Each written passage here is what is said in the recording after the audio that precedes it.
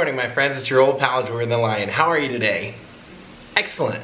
We are still in London. We are going to hang out with Stefan again today. We have a handful of things that we want to go do, and then they are staying and I'm taking off. I'm gonna hop on a train and I'm gonna take off for a few days, and then I'm gonna come back to London and they're gonna take off and they're gonna go to Amsterdam. So this is our last real day to hang out before I hop on the train. So Daze with Jordan the Lion begins now.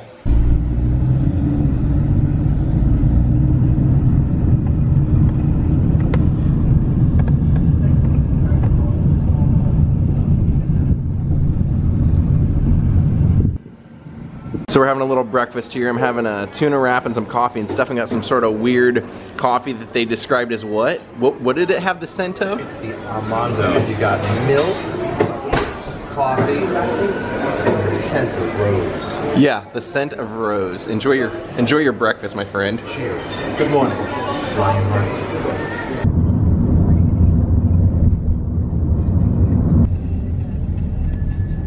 That's a cool park. We're going to go to one of the first jobs that Sid Vicious had, and the man that owned this shop was very influential in pop culture. On our Uber ride over, we actually passed by the Edith Grove flat that I vlogged a few days ago, and here's some Rolling Stones album cover art.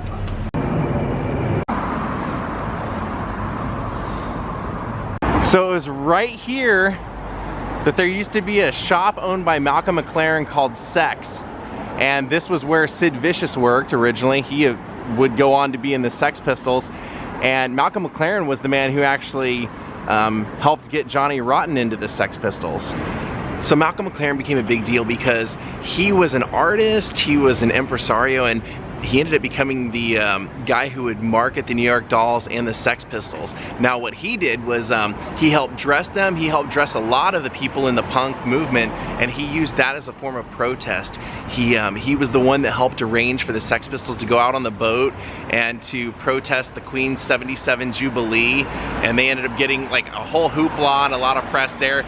And a lot of people kind of said that he did a lot of this stuff just for press, that it wasn't for the art or that it wasn't for like the ethics of anything. A lot of it was just to be a rabble rouser, but he really changed the course of history here. And if you think about how people dressed in the 70s, all that punk rock, a lot of that fashion came from this shop. The leather, the chains, the spikes, all that stuff. Take a look at the clock up here now. Now the place is no longer Malcolm McLaren's shop, but check it out, it's still pretty cool.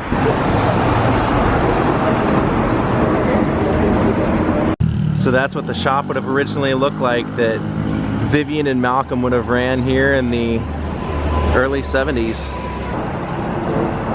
And check out this other photo we were able to match up right here. That is exactly that. Kind of cool to get to see somebody else doing this as well with me. Now our next stop is going to be equally as interesting in a totally different way. This has nothing to do with music. This is actually the final home of one of the most well-known and greatest actresses of all time. And then just a few blocks up this way and to the left is Edith Grove, where the Stones lived, that we vlogged the other day.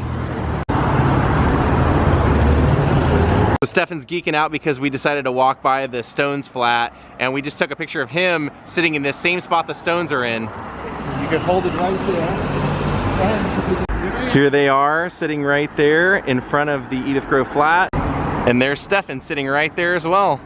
How freaking cool is that? We thought it was pretty fitting that we had to do this together because Stefan's band, when I moved to Hollywood, is the reason that I really got into the Stones. So this was something we wanted to do anyway, and we just happened to be in the neighborhood. So we've made it over to our next stop, and this was the final home of Vivien Leigh from not only Gone with the Wind, but also A Streetcar Named Desire. This was the house that she died in, and I believe she lived here for the last 10 years of her life. You can see there, she passed away in 1967. She was the wife of Laurence Olivier and a pretty accomplished stage actress, and did a lot of plays with him that he ended up directing. She did quite a bit of theater throughout her life, and actually ended up taking many years off throughout her life, but always returning to the stage. Unfortunately, they said that she was had a reputation of being very difficult to work with, and eventually in the end of her life they realized that she was suffering from bipolar disorder, and yeah, it's a sad ending for her. But if you go watch her in Gone with the Wind and A Streetcar Named Desire, and one of my favorites is actually kind of a little known movie called Sidewalks of London. It was her co-starring with Rex Harrison and from My Fair Lady, and Charles Laughton. And Charles Laughton, I believe, directed this. It's great because Charles Laughton plays like a street performer, and she's basically an orphan that has nowhere to go. She's an adult, but she, you know, she's somewhat of a dancer, but she takes a liking to him, and they become friends, and Charles Laughton ends up adding her to his act, and then they get a promoter that puts them in a circuit going around the world. And of course, Vivien Leigh falls in love with Rex Harrison, who's the promoter, and that breaks Charles Laughton's heart. And so Rex Harrison's character ends up writing this song that Vivien Leigh makes famous in the movie. That's what her character ends up being known for all over the world. And in the end of the movie, you just kind of see somewhat of a broken Charles Laughton back performing on the street, collecting the pieces of his life after losing someone that he loved. It's kind of a sad movie, but it's a really well done movie. It's just something that a lot of people haven't heard of, but it's called Sidewalks of London. And since Vivien and Laurence Olivier divorced in 1960, I believe that they would have lived here together for at least a few years. Kind of hard to think of, as famous as she is now in London, a lot of people would always kind of know her as primarily it's just his wife, you know, because he was so famous here. Olivier was a legend in this town.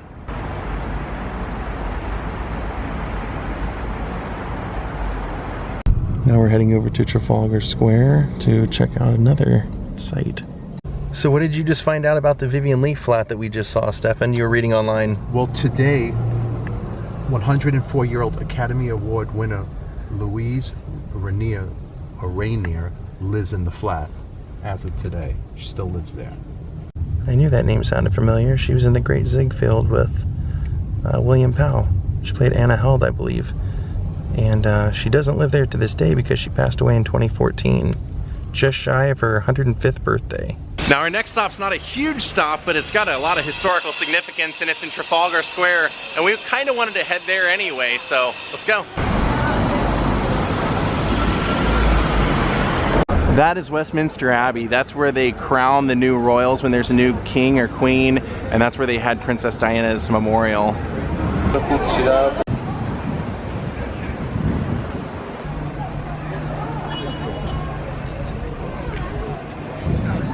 And this big line is for the Churchill War Rooms, which we're not going to be able to do this trip, but I would love to in the future. We're getting a little bit of a scenic walk out here. Stefan's on the phone. We've been checking out Eric Singer's new watch that he bought because Mick Jagger had the same one. Look at this.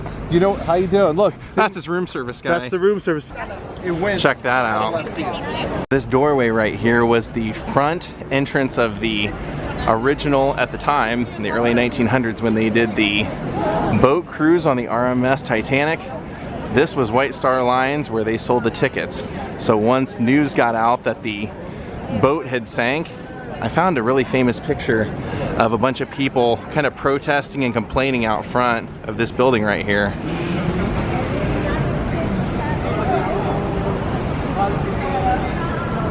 Now on the same building, there's this placard on the other side. And what it says is, on this site stood the Pall Mall restaurant where the Rugby Football Union was founded on the 26th of January in 1871. And now the Oceanic House is now been turned into apartments. Yoda! Now I want to make one more stop before we head back to Stefan's hotel and I pick up my bags and head to the train station.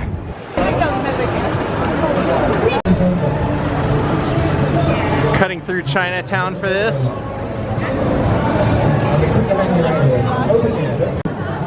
Oh no.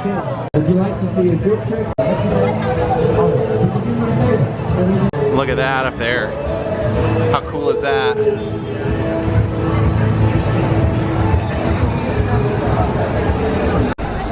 There's home of Les Mis, longest running musical. So that blue door through this alleyway is exactly what we were looking for. That, my friends, is Trident Studios. Now the blue plaque that they have is for David Bowie. It says his albums Hunky Dory and The Rise and Fall of Ziggy Stardust, the iconic single Space Oddity, were recorded at Trident Studios. But that's not all, baby. You know what else was recorded here? Queen 1, Queen 2, Sheer Heart Attack. The Beatles recorded Hey Jude here. Lou Reed did Transformer. Most of the Beatles' self-titled double album was recorded here. What else? T-Rex recorded here. Van der Graaf Generator recorded here. They actually have a list. Let's go over here and read it. Black Sabbath. The Beatles did Dear Prudence, Honey Pie, Martha My Dear, Savoy Truffle, I Want You. George Harrison did My Sweet Lord. Lou Reed Transformer. Rolling Stones did Sticky Fingers and Get Your Ya-Ya's Out. Queen did Seven Seas of Rye and Bohemian Rhapsody here. Are you kidding? T-Rex did Ride a White Swan and Get It On. Supertramp, Carly Simon. Harry Nilsson did Without You. Ringo Starr. Elton John did Candle in the Wind, Crocodile Rock, Rocket Man. Genesis did Trick of the Tail and Nursery Crime. Derek and the Dominoes.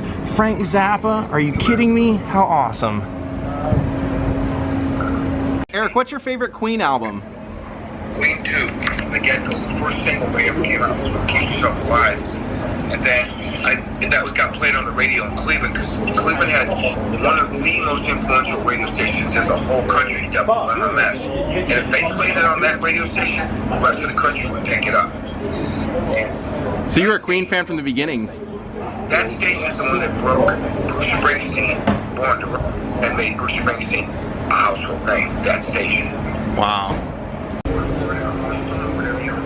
So as you saw, we were on the phone with Eric Singer, and he used to play drums for Brian May of Queen and Brian May's solo project. And he was saying, you know what you should vlog is, Brian May has an enormous collection of early photographs when they used to basically take them with two lenses like a Viewmaster. He has an extraordinary collection that he's written books about. And I said, I don't have any way of getting in touch with Brian May. And he said, I do. So he might help hook us up with Brian May. Maybe we can do a cool vlog like that with him. Well, Stefan, unfortunately, I gotta head off to the train station, and you're heading off to a new country yourself, so I guess next time I see you, you'll be back in the States. We had a great time today, didn't we? Great time, Jordan. Actually, this whole trip's been great. Yeah, I'm glad I got to spend your birthday with you. Jordan, thank you for treating me to come hang out with the line. Hey, tell your family I'm sorry I basically hijacked you away from them for the days that I was here, but... It's my birthday. I'm allowed. Come on, I'm gonna spend my birthday with Jordan and to see him behind the scenes vlogging. Best gift in the world. Thanks, buddy. Thank you. All right, I feel less bad about stealing Stefan away because his whole family was still asleep at 2 o'clock when we got back because of the time change and everything. And it's given his daughter and wife a chance to have mother-daughter time during the day. So we are heading off to St. Pancras International. It's an international train station, and we are taking a Euro train to, you'll see when we get there. All right, we've arrived. So I guess this line is why they tell you to get here an hour early. All right, I'm through customs. It's time to board our train. I'm up here in the front in coach 1. All right, here we go. So here's my seat, and you always put your luggage up top. Let's roll. All right, here we go. Well, that's nice. I didn't know I was getting a meal on this. Great. Avant de nous quitter, assurez-vous d'en avoir rien oublié à votre intervalle entre le marchepied et le quai. Je vous... Welcome back to Paris. We have a full day of things to do tomorrow, so let's go find our hotel.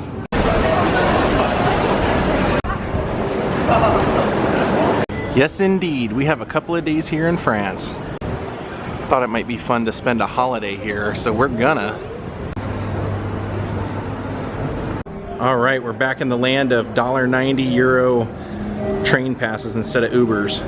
In London, we were trying to save a lot of time, so we were Ubering more than normal.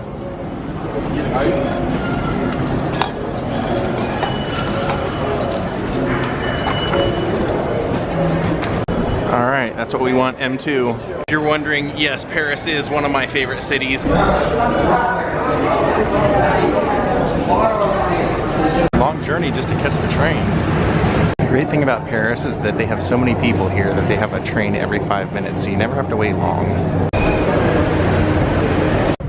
We are here. Spent a lot of time in this area in the past, but I've never gotten to stay over here, so I decided to stay in this district this time. I could totally live in Paris. I just love being here. Actually, never say never. That could happen. Well, here's my room for tonight. All right, let's see what we got here. Yeah, not a huge room because, well, I'll tell you in another day or two why we didn't get a big room here, but figured since I was coming alone, I didn't need much more than, you know, just the basic necessities, but like I said, in 2 days, we will rectify that situation. Not a terrible bathroom. It's gonna be cool. I will happily take a smaller room for a great view, and I got one. All right, my friends, I'm gonna call it a night. I wanted to thank Steve Valley and Jana Dubner for making contributions to my channel. Come back and see me tomorrow. We are going to go experience Bastille Day. Have a great night. Goodbye.